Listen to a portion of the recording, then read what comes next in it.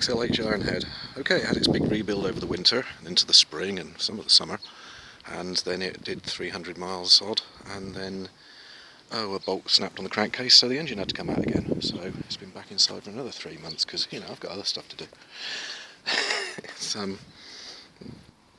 soon as it was all put back together, the starter motor stripped itself again. My fault. I made a cobbled up one from Chinese and American parts, and I knew it was on, you know, it was on borrowed time. So we got a new starter motor in, and then I got it out on the road, pulled the clutch in, it just put it in gear and it just jumped forward. I've rebuilt the clutch, so it should work. But one thing that does come up is these 6 bolts here that hold the pressure plate on. Now you can put the pressure plate on.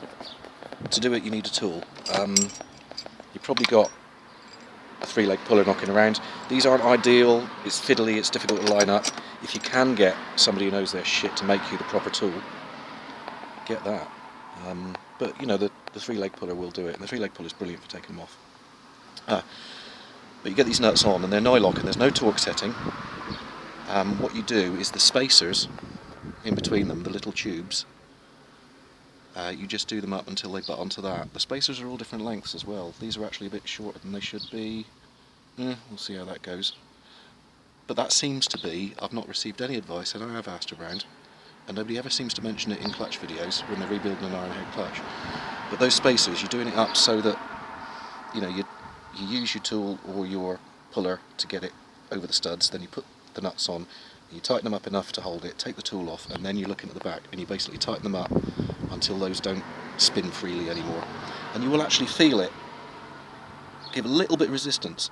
You can carry on torquing after that bit of resistance, and do you want to know what happens?